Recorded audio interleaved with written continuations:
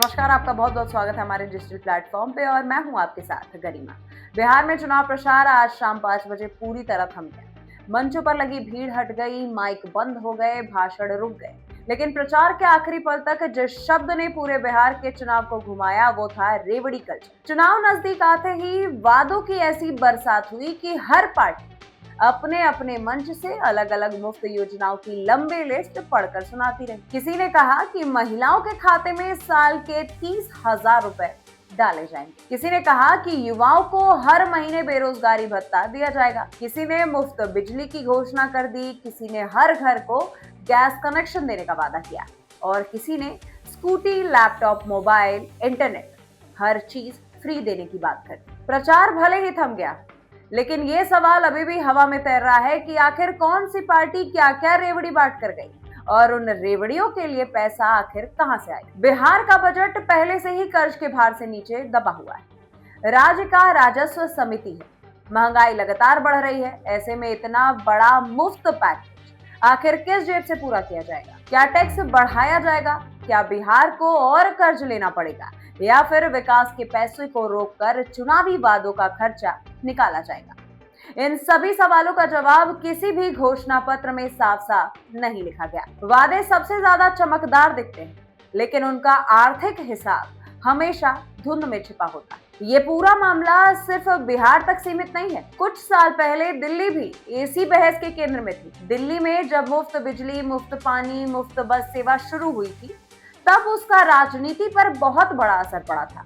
शुरू में जनता ने इसे अपनाया भी, लेकिन वक्त के साथ लोगों ने सवाल पूछने भी शुरू कर दिए। मुफ्त के बाद विकास कहाँ है? अगला कदम क्या है? सिर्फ रेवड़ी से राजधानी कितने समय तक चलेगी? दिल्ली के कई चुनावों में लोगों ने ये साफ कर दिया कि मुफ्त की राजनीति हमेशा नहीं चलती। कभी ना कभी जनता जिम्मेदारी, काम और दीर्घकालिक विकास को ही चुनती है। दिल्ली का उदाहरण आज बिहार के सामने खड़ा है। जहां रेवड़ी चलती है, वहां भी एक समय ऐसा आता है जब जनता कह देती है कि अब काम चाहिए, सिर्फ वादा नहीं। अब बिहार की बात करते हैं। यहाँ की जनता पहले की तरह नहीं है। युवा बहुत तेजी से जागरूक हो रहे हैं। महिलाएं अब मंच की तालियों के बजाय योजनाओं की हकीकत समझना चाहती हैं।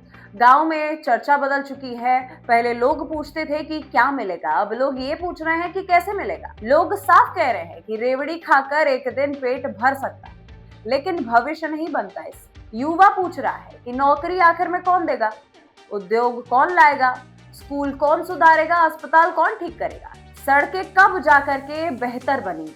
ये सवाल उस राजनीति से बड़े हो चुके हैं जो मंच पर सिर्फ मुफ्त की घोषणाएं करती। अब चुनाव का असली मुद्दा यही बनता जा रहा है कि क्या रेवड़ी ही राजनीति का केंद्र बन जाए या फिर विकास को असली स्थान मिले।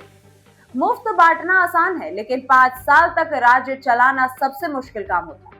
घोषणाएं करना आसान है, लेकिन उन वादों को बजट में फिट करना, राज्य पर बोझ डालने बिना पूरा करना, उसी से सरकार की असली क्षमता तय होती है। अब फैसला बिहार की जनता के हाथ में है कि वोट ये तय करेगा कि वे किसे चुनते हैं। वो नेता जो मुफ्त की घोषणाओं का बड़ा पुलिंदा लेकर आता है या फिर वो नेता जो भविष्य की योजना और लंबे समय के विकास की बात करता है। प्रचार का शोर भले ही बंद हो गया हो बिहार में, लेकिन जनता की सोच अब सबसे ज्यादा सक्रिय है। लोग अब सिर्फ सुनते नहीं हैं, बात को समझते हैं, बात को तौलते हैं और फिर वोट देते हैं। आने वाले दिनों में बिहार ये तय करेगा कि वो रेवड़ी की राजनीति के साथ जाएगा या फिर एक जिम्मेदार, संतुलित और विकास आधारित राजनीति को चुनेगा। कौन जीतेगा ये तो नतीजे बताएंगे, लेकिन क्या जीतेगा, रेवड़ी या जिम्मेदारी, ये निर्णय अब बिहार की जनता पर है।